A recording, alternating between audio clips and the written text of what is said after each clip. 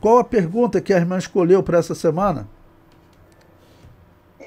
Então, pastor, a gente sabe que os judeus, eles não creem no Senhor Jesus, né? Eles têm a Torá, eles creem no Antigo Testamento. Ah, Qual é a posição deles? Com certeza eles sabem da existência do Apocalipse. Qual é a crença deles, a posição deles em relação ao Apocalipse, pastor? Eles acreditam, quer dizer, não devem acreditar, né? É. Não, tem alguns que comentam sobre o Apocalipse, né? Falam umas coisas até muito estranhas, né? Nós depois vamos comentar, nós vamos falar sobre o arrebatamento. Eu vou citar exemplo tem um rabino na internet que ele assim, dá uma opinião sobre o arrebatamento pré-tribulacionista. Mas de todas as falas de rabino, uma que eu considerei muito importante para a escatologia, para a profecia, para o nosso despertamento, o rabino que ele, dando uma entrevista, ele falando do crescimento da religião de Israel, o crescimento de Israel, e ele diz que o Messias está chegando, o Messias não é Jesus, né? Jesus não é o Messias, e nós não vamos fazer aliança com o anticristo. Né? O nosso Messias está chegando e a paz sobre o mundo está chegando. Nós não vamos mudar a nossa religião, ainda que a gente volte para a câmara de gás, nós não vamos mudar a nossa religião. Né? E o que ocorre? Eles desacreditam muito, irmã, no cristianismo. E, olha só, por que eles desacreditam no cristianismo? Se você for perguntar para um judeu, ele vai te falar: porque o cristianismo sempre nos matou. Né? O cristianismo, a Inquisição católica, eles chamam de Inquisição cristã. Né? A Inquisição católica ela foi criada em 1215 para matar igrejas anabatistas. Mas em 1490, 1492, como os reis da Espanha queriam se livrar de uma dívida que ele tinha com os judeus, né? Dom Isaac Abravanel, que era um tataravô do Silvio Santos, ele tratou com o Papa, isso é provado na história, ele tratou com o Papa e o Papa condenou os judeus como assassinos de Cristo e que todos os bens deles poderiam ser tomados e expulsos da terra, do país, se eles não aceitassem o catolicismo. Aí começou uma grande perseguição aos judeus em Portugal e na Espanha. Começou uma grande perseguição e eles começaram a fugir pelo mundo. Foi assim que os judeus, vocês sabem que da população brasileira, um terço, muitas pessoas nem sabem, mas um terço da população brasileira, foi o percentual de pessoas que vieram aqui para o Brasil. Eram judeus. Não? Eram judeus. Muitas pessoas que nem sabem. Então o judaísmo está na cultura brasileira. Eu estava vendo uma judia contando a história, eu já tinha lido sobre isso.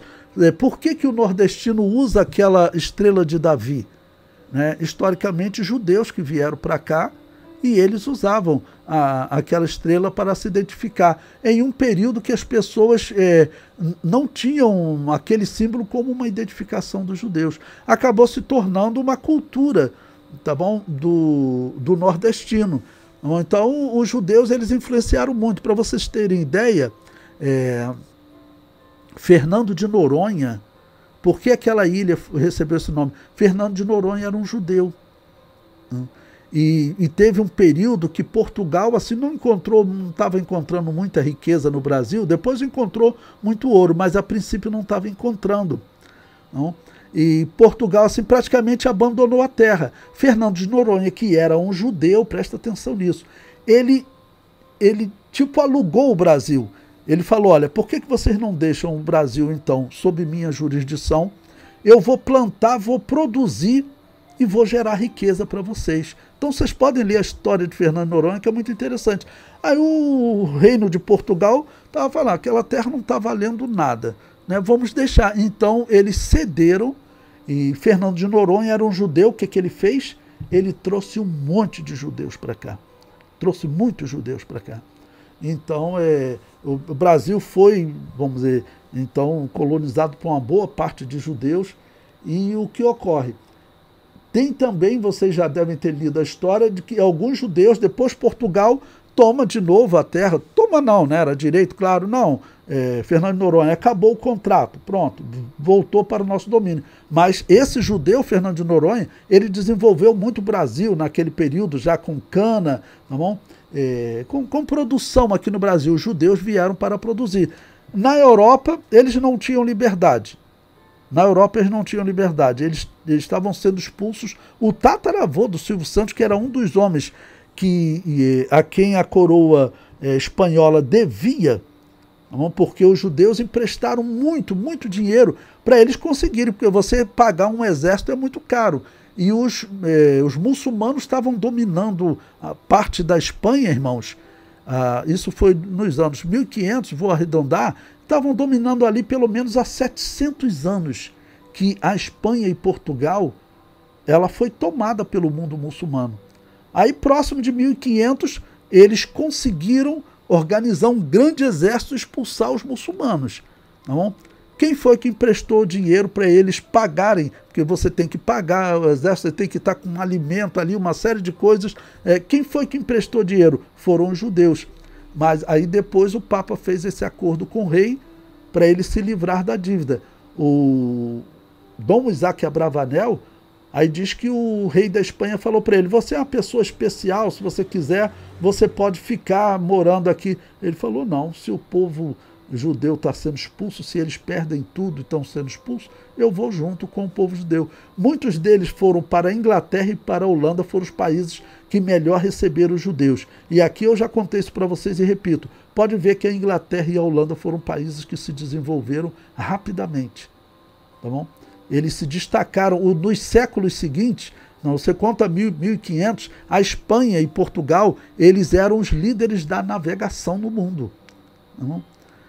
Aí o que ocorre? Mas eles expulsaram os judeus dali, eles foram para Holanda, principalmente, e Inglaterra. Pode ver, a Inglaterra se tornou a líder, e você pode ver aqueles grandes bancos da Inglaterra foram todos judeus, porque a Inglaterra recebeu os judeus que Espanha e Portugal expulsaram.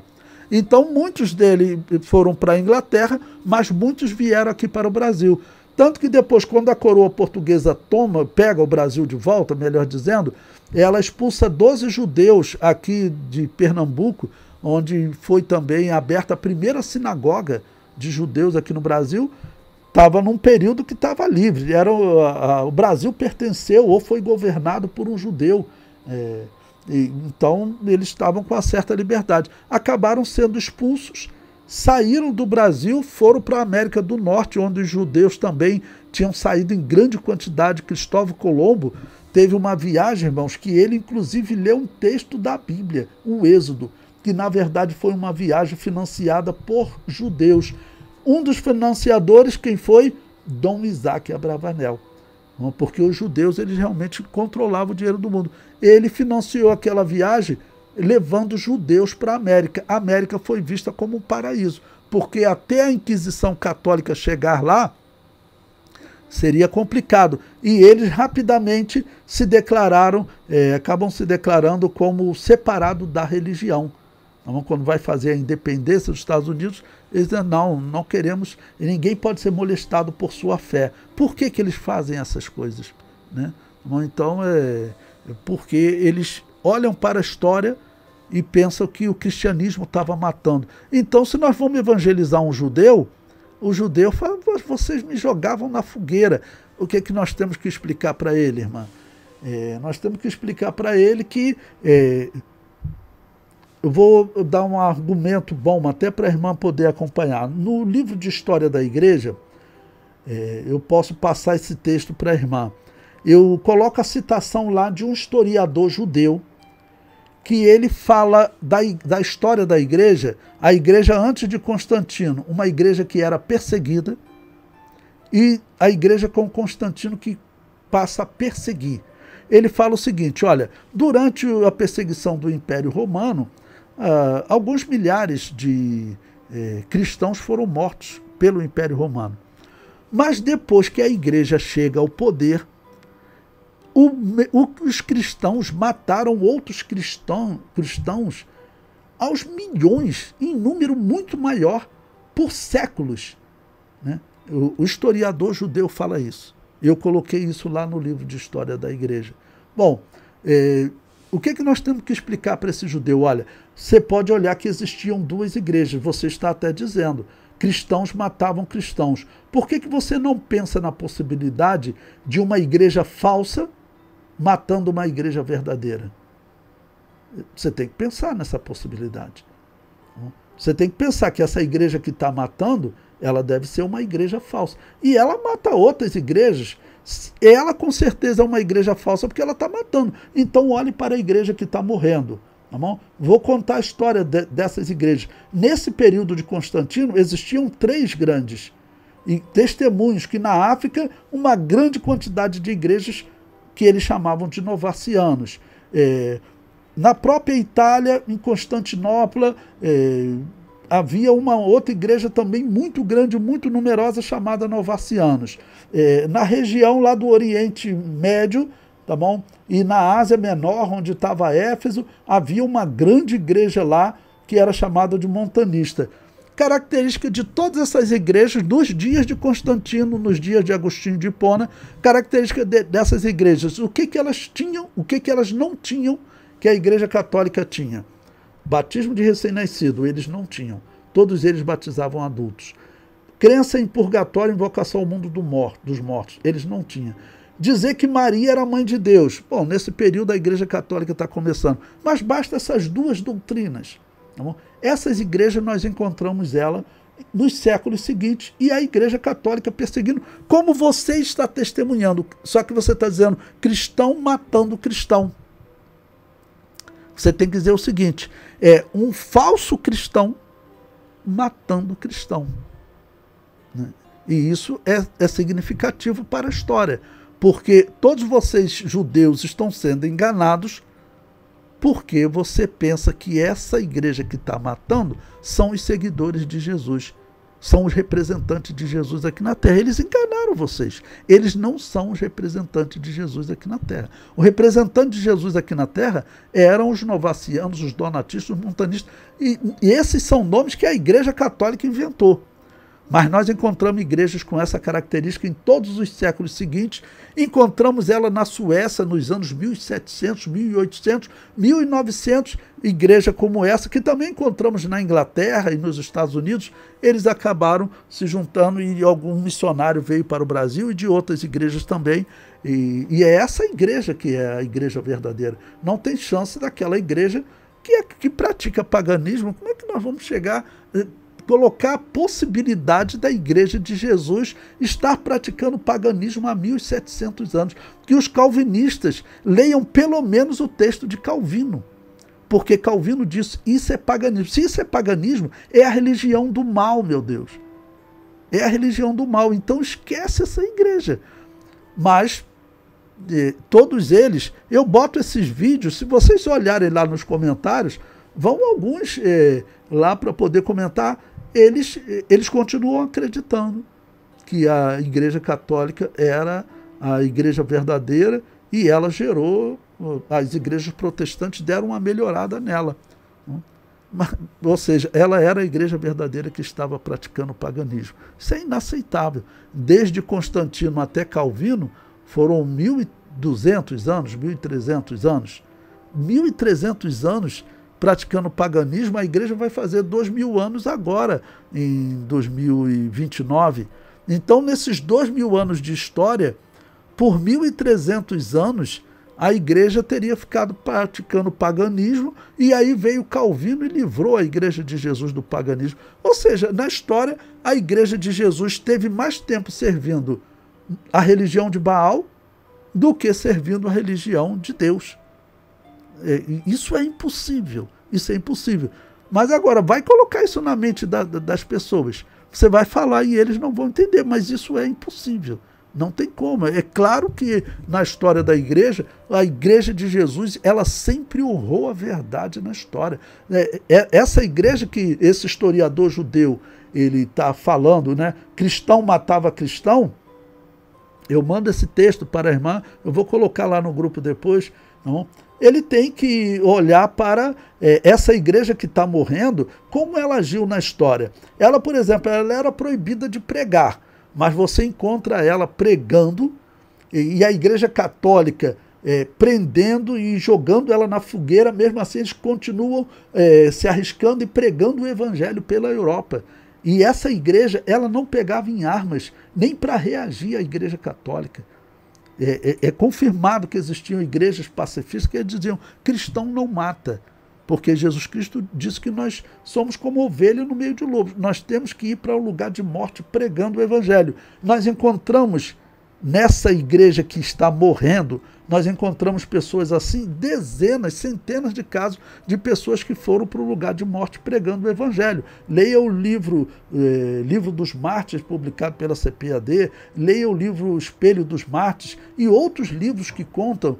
Comênios, João Comênios, lá em 1600, escreveu um martirológio, martírios, né, de cristãos em uma região que ele viveu. Me fugiu agora o nome do local, mas era na República Tcheca, tá bom? Uma cidade, ele contando martírios de cristãos, porque ele também era um anabatista, João Comênios, né? Que é considerado o pai da pedagogia moderna. Todos que vão estudar pedagogia estudam sobre ele, tá bom? Ele era um cristão, um anabatista, e ele contou a história de martírios. Eu, quando dei aula sobre esse livro na história da igreja, lá tem, vamos dizer, ele escreveu em 1660, ele começa a contar martírios do ano 800. Então são, vamos dizer, 800 anos de pessoas morrendo naquela região. Eu não tinha nem espaço, eu contei uma, porque se eu for contar todos, esse curso vai durar 10 anos. Então, só por esse livro, você já vê quantos outros livros mostram de pessoas morrendo. A Igreja Católica, ela diz o seguinte: não, eu assumo que eu matei só 18 mil, que foram os documentos encontrados. Tem 18 mil atas da Igreja Católica queimando, não? Pessoas que não aceitavam o batismo de recém-nascido, era um dos que eles queimavam, né? Então eles assumem 18 mil. Só que nós sabemos que eles destruíram muitos documentos. Então o historiador, a humanidade, quando olha para essa história e as pessoas falam para ele o seguinte: essa daí era a igreja de Jesus, nós erramos, nós confessamos, mas era a igreja de Jesus. O que acontece, né, nesse caso com os judeus, né? Acontece com a humanidade e os judeus também. Os judeus olham e eles falam: não, esses seguidores, esse Messias dele aí não deve ser bom não, porque, vamos dizer, a igreja que ele gerou foi a maior matadora da história. Inclusive, vocês sabem que é provado que o Papa dos dias de Hitler, tá bom? Ele, através de documentos, ele falou para a Igreja Católica parar de criticar Adolf Hitler, né? Porque Adolf Hitler estava lutando contra o comunismo e também contra os assassinos de Cristo, contra os judeus.